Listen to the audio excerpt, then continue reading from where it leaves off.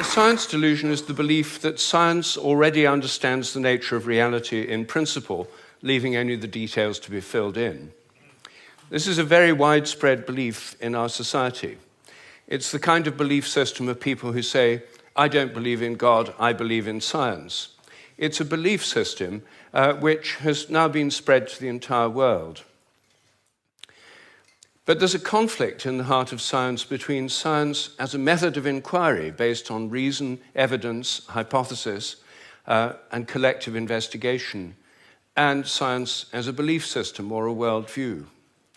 And unfortunately, the worldview aspect of science has come to inhibit and constrict the free inquiry, which is the very lifeblood of the scientific endeavor.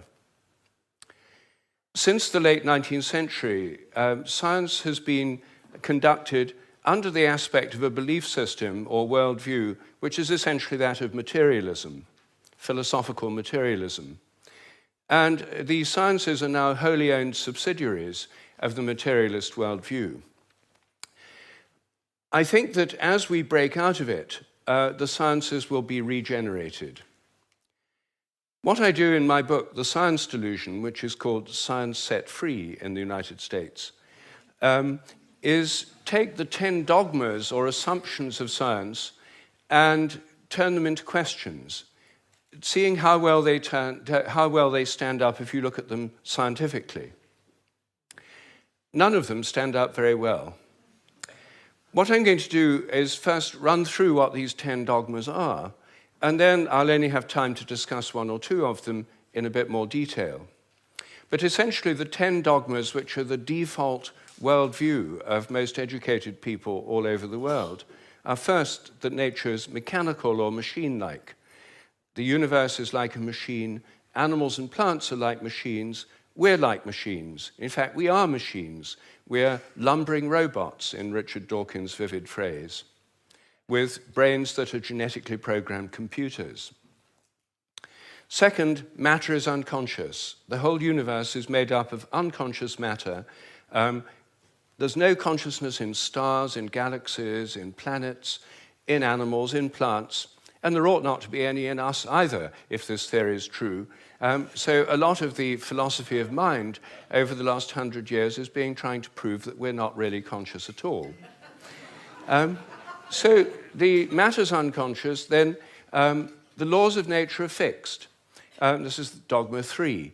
The laws of nature are the same now as they were at the time of the Big Bang, and they'll be the same forever. Not just the laws, but the constants of nature are fixed, which is why they're called constants. Dogma 4, the total amount of matter and energy is always the same. It never changes in total quantity, except at the moment of the Big Bang, when it all sprang into existence from nowhere in a single instant. The 5th dogma is that nature is purposeless. There are no purposes in all nature, and the evolutionary process has no purpose or direction.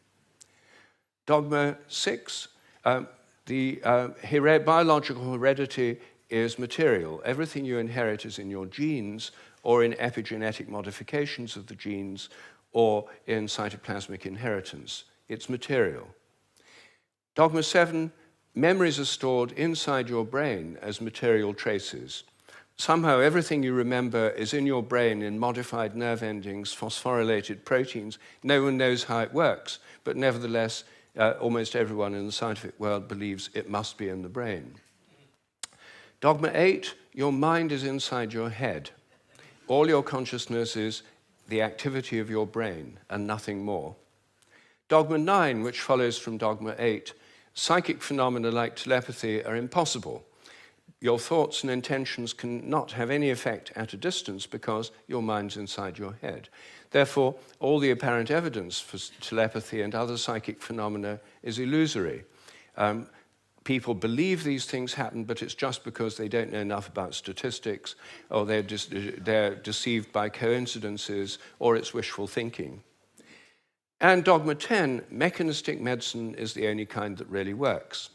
That's why governments only fund research into mechanistic medicine and ignore complementary and alternative therapies.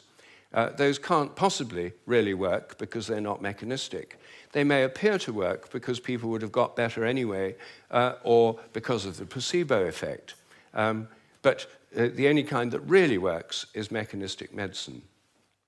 Well, this is the default worldview, which is held by almost all educated people all over the world. It's the basis of the educational system, the National Health Service, the Medical Research Council, governments, and it's just the default worldview of educated people. But I think every one of these dogmas is very, very questionable. And when you look at it, they fall apart. I'm going to take first the idea that the laws of nature are fixed. This is a hangover from an older worldview before the 1960s, when the Big Bang theory came in. People thought that the whole universe was eternal, governed by eternal mathematical laws. When the Big Bang came in, then that assumption continued, even though the Big Bang revealed a universe that's radically evolutionary, about 14 billion years old, growing and developing and evolving for 14 billion years, growing and cooling, and more structures and patterns appear within it. But the idea is all the laws of nature were completely fixed at the moment of the Big Bang, like a cosmic Napoleonic code. As my friend Terence McKenna used to say, modern science is based on the principle, give us one free miracle and we'll explain the rest. And the one free miracle is the appearance of all the matter and energy in the universe and all the laws that govern it from nothing in a single instant. Well, in an evolutionary universe, why shouldn't the laws themselves evolve? After all, human laws do, and the idea of laws of nature is based on a metaphor with human laws. It's a very anthropocentric metaphor. Only humans have laws. In fact, only civilized societies have laws.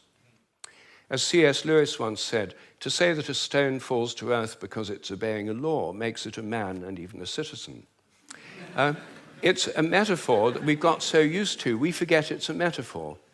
In an evolving universe, I think a much better idea is the idea of habits. I think the habits of nature evolve. The regularities of nature are essentially habitual. This was an idea put forward at the beginning of the 20th century by the American philosopher C.S. Peirce. And it's an idea which various other philosophers have entertained, and it's one which I myself have developed into a scientific hypothesis, the hypothesis of morphic resonance, which is the basis of these evolving habits. According to this hypothesis, everything in nature has a kind of collective memory. Resonance occurs on the basis of similarity. As a young giraffe embryo grows in its mother's womb, it tunes in to the morphic resonance of previous giraffes. It draws on that collective memory. It grows like a giraffe, and it behaves like a giraffe because it's drawing on this collective memory. It has to have the right genes to make the right proteins, but genes, in my view, are grossly overrated. They only account for the proteins that the organism can make, not the shape or the form or the behavior.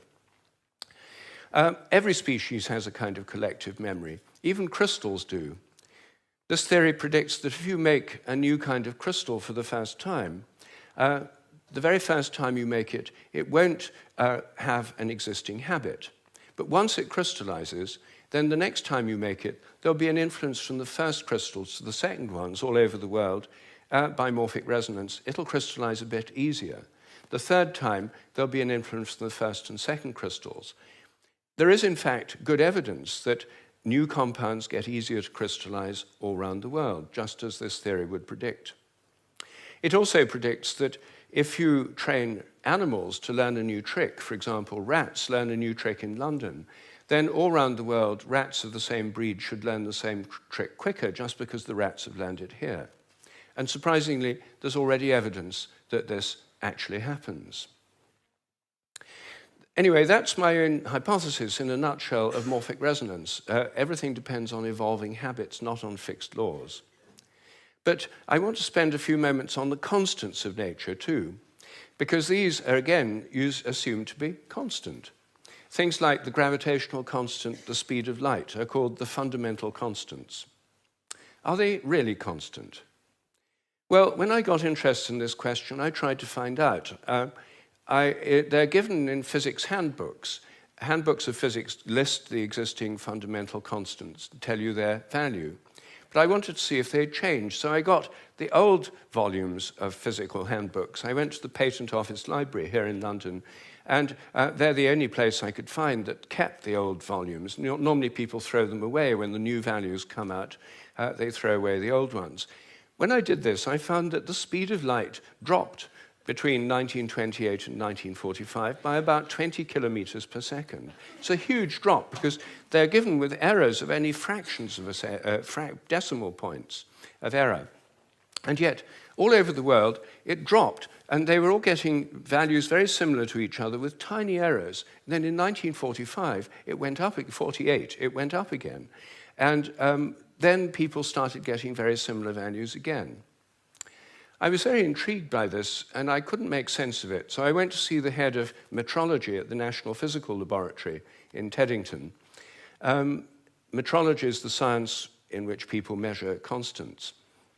And I asked him about this. I said, what do you make of this drop in the speed of light between 1928 and 1945? And he said, oh dear, he said, you've uncovered the most embarrassing episode in the history of our science. So I said, well, could the speed of light have actually dropped? And that would have amazing implications if so. He said, no, of course it couldn't have actually dropped. It's a constant. So, well then how do you explain the fact everyone was finding it going much slower during that period? Is it because they were fudging their results to get what they thought other people should be getting, and the whole thing was just produced in the minds of physicists? We don't like to use the word fudge.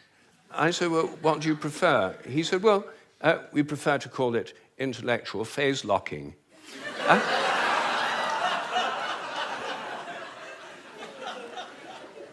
So I said, well, if it was going on then, how can we be so sure it's not going on today? And that the present values are produced by intellectual phase locking. And he said, oh, we know that's not the case. I said, how do we know? He said, we've solved the problem. And I said, well, how? He said, well, we fixed the speed of light by definition in 1972. So I said, but it might still change. He said, yes, but we'd never know it because we've defined the meter in terms of the speed of light. So the units had changed with it. So he looked very pleased about that. They'd fixed that problem. But I said, well, then what about big G? The gravitational constant, known in the trade as big G, is written with a capital G, Newton's universal gravitational constant. That's varied by more than 1.3% in recent years. And it seems to vary from place to place and from time to time. And he said, oh, well, those are just errors. And unfortunately, there are quite big errors with big G. So I said, well, what if it's really changing? I mean, perhaps it is really changing. And then I looked at how they do it. What happens is they measure it in different labs. They get different values on different days, and then they average them. And then other labs around the world do the same, and they come out usually with a rather different average. And then the International Committee on Metrology meets every 10 years or so and average the ones from labs around the world to come up with the value of big G. But what if G were actually fluctuating? What if it changed? There's already evidence, actually, that it changes throughout the day and throughout the year. What if the Earth, as it moves through the galactic environment, went through patches of dark matter or other environmental factors that could alter it? Maybe they all change together. What if these errors are going up together and down together? For more than 10 years, I've been trying to persuade metrologists to look at the raw data. In fact, I'm now trying to persuade them to put it online on the internet with the dates and the actual measurements and see if they're correlated, to see if they're all up at one time, all down at another. If so, they might be fluctuating together, and that would tell us something very, very interesting. But no one has done this. They haven't done it because G is a constant. There's no point looking for changes. You see, here's a very simple example of where a dogmatic assumption actually inhibits inquiry. I myself think that the constants may vary quite considerably, well, within narrow limits, but they may all be varying.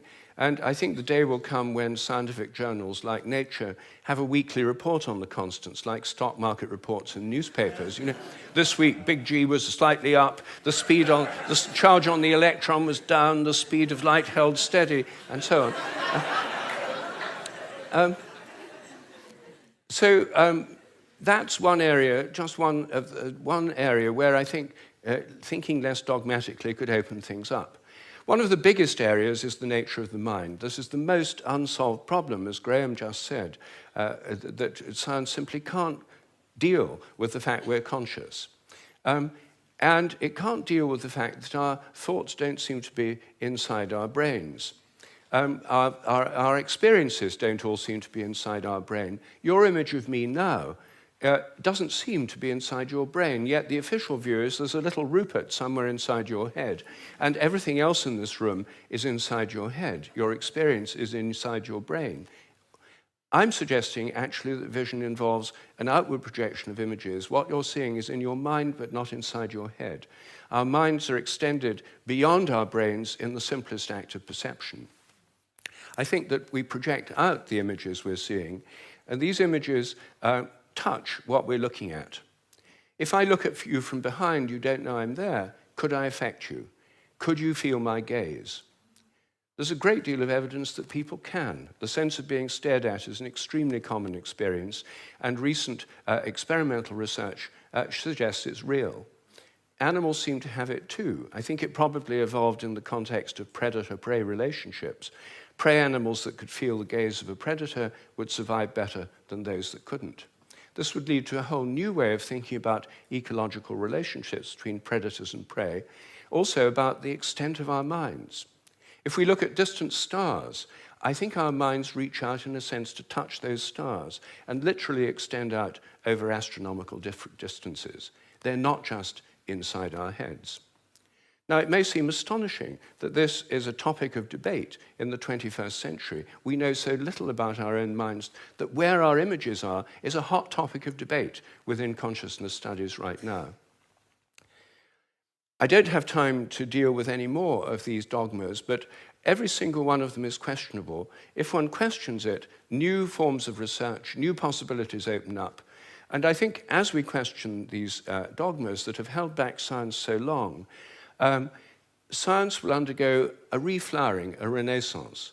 I'm a total believer in the importance of science. I've spent my whole life as a research scientist, my whole career. But I think by moving beyond these dogmas, it can be regenerated. Once again, it can become interesting and, I hope, life-affirming. Thank you.